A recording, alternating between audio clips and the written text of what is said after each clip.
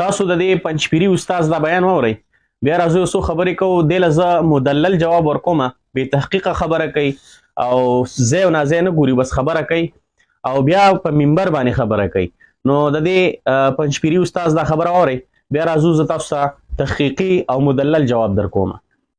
کتاب زنده باد او شرم په کتاب په کتاب د پاسه اوس قرآن لیکلی دی لکه لیکلین دی په فیسبوک کې کنه دی په کتاب د پاسه قرآن لیکلی دی چې دی قرآن له وټ ورکوي او القرآن فی لیکلی دی زمونږ سوال داري چې غیر قرآن ته قرآن ویل دا کوپر دی که اسلام دی تاسو وایي رونو لکه اوس د انګریزي کتاب راوالم تاسو یم دا قرآن دی نو دا اسلام دی که کوپر دی نو موږ چې دا تا کم تصویر ورکړی او ته دا زه دا قرآن دی که غیر قرآن دی که دا تا کم تصویر ورکړی او دا غیر قرآني نو کتاب دی به یو عام کتاب دی که نه نو کتاب خو د هندوانو ګرنجم یو کتاب دی د عیسایانو غم یو کتاب دی نو کم کتاب له تعین خو راته وکړه چاله وټ ورکړم څه شي له او که دا غیر قرآن دی او ته ورته قرآن وایې نو غیر قرآن ته قرآن ویل مسړی څه کېږي لکه کافر کېږي تاسو د دې پنځپيري دا خبرې واورېدې دا پنځپيری استاد د تصویر راغستی دی او په هغه تصویر د پاسه دیو دا د دیو سازش دی ښه دا د بل چا سازش نه دی دا د دیو سازش دی چې هلته کې یو دغه جوړ شوی دی په دیوال باندې د جمعیت علما اسلام بینر جوړ شوی دی او په هغې باندې هلته کې کتاب نشان جوړ شوی دی په هغه کتاب باندې دا پنځپیریان لګېدلي دي هلته په کتاب باندې القرآن لیکلی دی دا چې کم تاسو ته ښکاري او زه تاسو ته اصل تصویر ښیم چې اصل تصویر کم یو دی دا ټول انشاءالله دیو به الله بې نقابه کوي انشاءالله تعالی د دیو یو سازش په نه کامیابیږي دیو په هر سازش کې ناکامه ان شاء الله تعالی د اصل تصویر د تاسو تخکاری پر دیوال باندې د اصل تصویر دا دی صرف کتاب دی کتاب دی د دیو بل کار نشته د دیو کار دا دی چې علما بدنام کی او خاص کر جمعیت علما اسلام بدنام کی ځکه د دیو میشن دا دی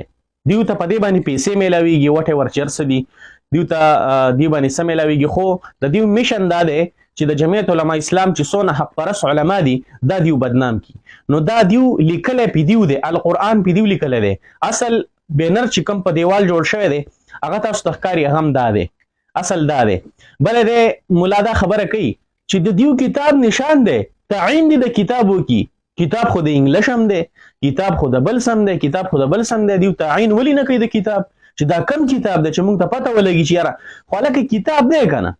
اوس ته په دې څه کې موږ وایو چې هلکه پی ټي آی والا بیډ نشان دی هلکه اوس دا کم بیډ دی شهید افریدي څه چې ورسره دی دا بیډ دی که نه د هغه میکسویل دی که سیکسویل دی دا څه شی دی د هغه څه ورسره دی دا هغه بیډ دی که دا د هندوانو بیډ دی که دا د یهودیانو بیډ دا د چا بیډ دی یا موږ اوس بالفرض اوس وایو چې لکه لاټین دی نو موږ وایو لکه د دې لاټین تعین وکړي دا د کوم ځای د انګلینډ دی د پاکستان دی د جاپان دی د چاینا دی دا د کوم ځای لاټین دی ولکه خدا خو نشان دی انتخابي نشان دی تاکي دومره عقل نشته دی ستا دومره شعور نشته دی ستا دومره علم نشته دی چې مطلق کتاب راغلی دی لکه دا خو داسې نه ده چې یاره زه تا ته تعین وکړم چې دا د انګلیش کتاب دی یا دا چې کوم دی د پارسۍ کتاب دی دا د بل څه کتاب دی او تا خو په دې باندې هم نه پوهېږې ظالمه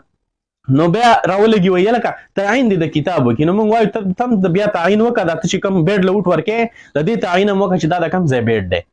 نو بس بالکل چې کوم دی دیو د عقل نه خالی دی دیو کې ټکې عقل نشته دی دیو کې ټکې علم نشته دی دیو بالکل د دې سیز نه خبره دی صرف دې ته پرېږدوه چې یو بېجایه اعتراض وکړي او هغه داسې اعتراض وي چې هغه اعتراض ځای نه وي ځکه چې تحقیق یې نه وي کړی د هغې معلومات یې نه وي کړي او بې تحقیقه لګیا وي او بې معلوماتو سره نه وي د معلوماتو نه بغیر لګیا وي او فتوې لګوي او دا داسې او دا هغسې هلکه ظالمه لږ سوچ خو وکړه که نه لږ خو په دې خبره ته لږ سوچ وکړه ته د کوم ځای نه لګیا یې ته خو د داسې ذمه دار ځای نه لګیا یې چې ستا په هره خبره خلک یقین کوي ستا هره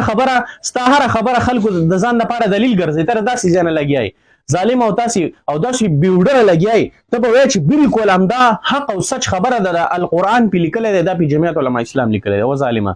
لږ سوچ خو وکړه لږ سوچ او لږ د خپل ذهن نه کار واله